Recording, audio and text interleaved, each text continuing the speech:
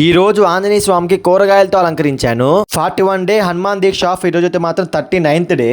ఎక్కడికైనా మనం భజనకు వెళ్ళినప్పుడు స్వాములందరినీ ఇలా కాలు గడికి లోపలికి ఆహ్వానిస్తారు. ఈ రోజు అయితే మాత్రం మా ఫ్రెండ్స్ స్వాముల ఇంట్లో మధ్యాహ్నం భజన, అందుకే స్వాములంతా కలిసి భజనకి అయితే వచ్చేసాం. భరద్రం పాడి ప్రతి ఒక్కరు శరణాలు చెప్పి ప్రతి ఒక్కరు రెండు పాటలు పాడి దిగు నాకు సాంగ్ తో ఎండ్ చేసేసాం. ఇప్పుడే చూస్తూనే మాది 41 రోజుల దగ్గరలోకి వచ్చేసాం. ఈ సంవత్సరం మేము ఎక్కడికి వెళ్ళినా కూడా ప్రతి ఒక్కటి నా ఫోన్ లో క్యాప్చర్ చేసుకున్నాను, ఎందుకంటే ఈ ఒక మెమోరీస్ లాగా గుర్తుంటాయి. అందుకే నేను వీడియోస్ కూడా అప్లోడ్ చేస్తున్నాను. ఈవినింగ్ నేను ఇంట్లో పూజ చేసుకొని ఇంకో ఫ్రెండ్స్ స్వాముల ఇంట్లో భజన అయితే స్వాములంతా కలిసి అక్కడికైతే వచ్చేసాం. ఇక్కడ కూడా మా కాలు కడిగి పూలు చల్లి లోపలికి ఆహ్వానించారు. అప్పుడే ఇంత తొందరగా 23 దగ్గరలోకి వచ్చామా అనిపిస్తుంది. మళ్ళీ చెప్తున్నాను, 365 డేస్ లో కనీసం 41 డేస్ అనే స్వామికి కేటాయించండి. మాల వేసుకున్నంత ప్రశాంతత మనకి ఎక్కడా రాదు. స్వాములంతా కలిసి తల ఒక పాట పాడుతూ స్వామివారి నామం చెప్తుంటే ఒక్కొక్క పాటకి వైబ్రేషన్ వస్తుంది అనమాట. అంత బాగుంది. The most powerful Hanuman Chalisa ఎంత మందికి వచ్చో కామెంట్ చేయండి. మనం ఎన్ని మంత్రాలు చెప్పినా కూడా ఈ హనుమాన్ చాలీసా మాత్రం చాలా పవర్ఫుల్. రాని వాళ్ళు ఎవరు ఉంటే మాత్రం తొందరగా నేర్చుకోండి. ఆ స్వాములంతా కలిసి భజన ఎలా చేస్తున్నామో ఒకసారి చూడండి.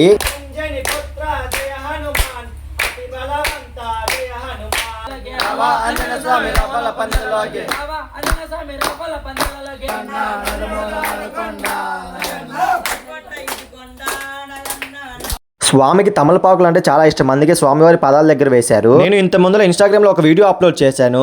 ఆ రీల్ కింద చాలా మంది కామెంట్ చేశారు, స్వామి హనుమాన్ మాల ఎప్పుడు వేసుకోవాలి, ఎలా వేసుకోవాలి, ఏ టెంపుల్ దగ్గర వేసుకోవాలి, ఏ టెంపుల్ దగ్గర వేసుకోవచ్చా అని ప్రతి ఒక్క కామెంట్ చేశారు. స్వామి వాట్ ఈస్ మాలా ప్రాసెస్, దీక్ష ఎలా చేయాలి అని కూడా కామెంట్ చేశారు. నేను ఈ క్వశ్చన్ అన్నిటికీ ఆన్సర్ లాంగ్ వీడియోలో చెప్పేశాను. మన ఇన్స్టాగ్రామ్ యూట్యూబ్ లింక్ వెళ్ళి చూసేయండి. వెళ్లే ముందు మీ లెక్క హ్యాండ్ ఫాలో చేయండి, యూట్యూబ్ లో సబ్స్క్రైబ్ చేసుకోండి. Okay friends, bye bye, see next video.